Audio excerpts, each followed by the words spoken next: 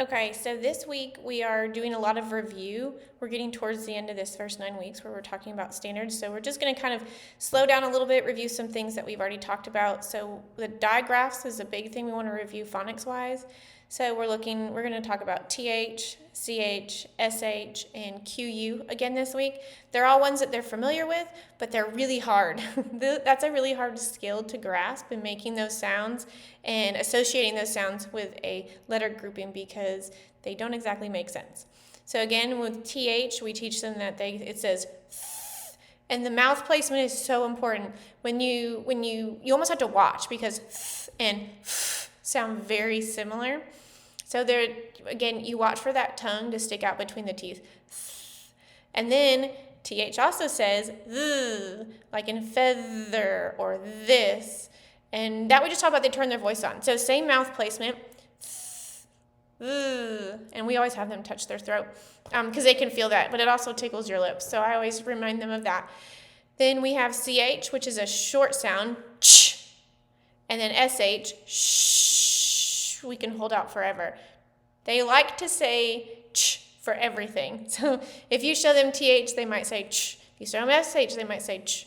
So just working that out, talking about those every day, what they look like, talking about words that have them in their reading at home, and working on those sounds and just distinguishing them is a huge help for them to get fluent with those sounds. And then QU, of course, is qu, and that one's a little crazy, but most of them we just say that Q always has to have U with it. They can't be separated, and they always say qu. And then we are going to continue in our math, and we're still talking about the human body in our knowledge section. So you might hear all sorts of crazy things. Hopefully they came home last week and told you about how they could find and feel their pulse. They all thought that was fantastic.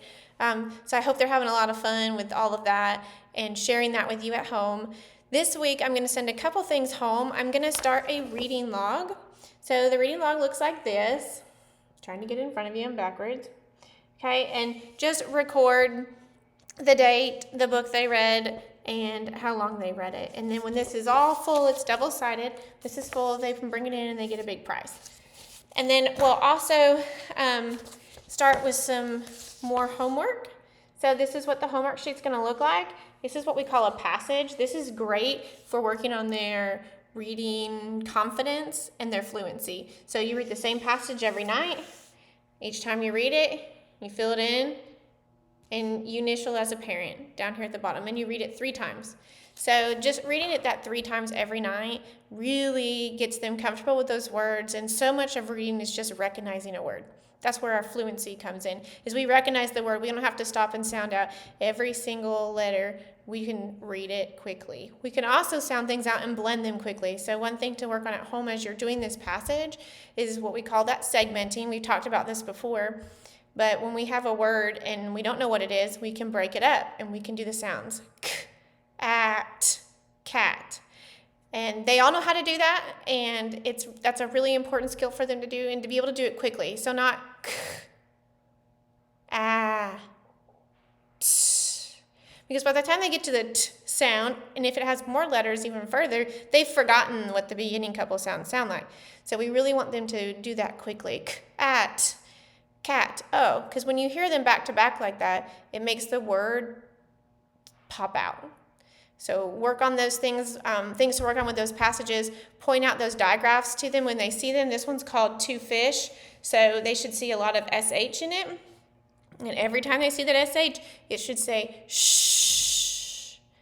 And then they'll have some tricky words in there, and these tricky words are just words that we can't really sound out.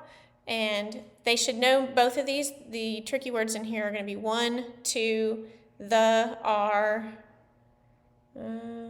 and that's it. And then the word have, of course, has an E at the end that we don't say. So VE says V, so ha, av.